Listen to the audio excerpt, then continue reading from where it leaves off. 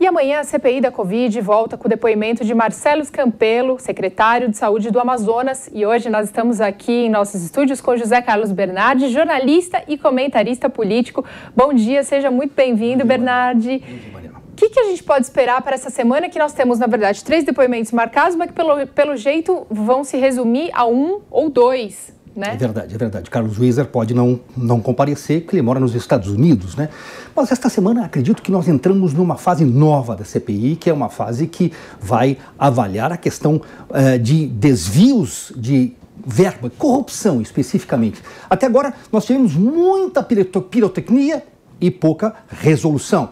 Vamos lembrar que o Senado Federal, que é a casa quem abriga a CPI, é uma casa absolutamente política, então não se espera nenhum julgamento imparcial. O julgamento é parcial, é político e, no fundo, uma CPI, com o seu relatório final, simplesmente entrega para a Procuradoria-Geral da República, ou seja, vai para o Ministério Público, ela não tem uma solução em si, ela encaminha para uma instituição que é o MP. Bernardi, a CPI se tornou um tribunal político, na sua opinião? Sim, ele é um tribunal político porque a casa é formada por pessoas eleitas por partidos políticos, então ele é um tribunal político, tanto é que quando se escolhem os cargos, se escolhem pelos partidos. Então ele, em si, ele já nasce político e viciado na política. Claro que ali, quando se começa uma CPI, não se sabe onde ela pode chegar. E o grande medo de muitos políticos é exatamente esse. Começar, todo mundo sabe como começa.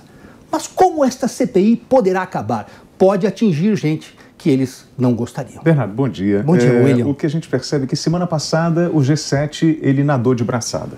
Né? Levaram os técnicos e foi muito ruim para o governo. Essa semana, Marcos Rogério traz o secretário do Amazonas. Nós temos a previsão de Wilson Witzel, os dois investigados por desvios, supostos desvios de verba, ou melhor, o Marcelo por uma crise que nós tivemos da falta de oxigênio e todo aquele imbróglio em relação ao Amazonas.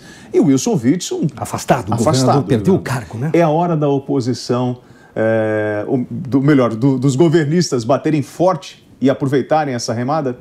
É a hora. Eu acho que agora chega exatamente como eu comecei a falar, inaugura um novo momento na CPI, exatamente porque nós temos questões políticas envolvendo entes políticos, pessoas que têm em si tiveram cargos políticos, como o caso do Wilson Witzel, que deve ser ouvido na quarta-feira, e o Marcelo Campelo amanhã.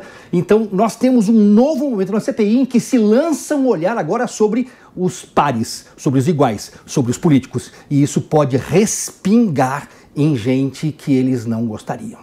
E aí, toda vez que eu falo um nome na CPI, é como se eu estivesse assinando um convite.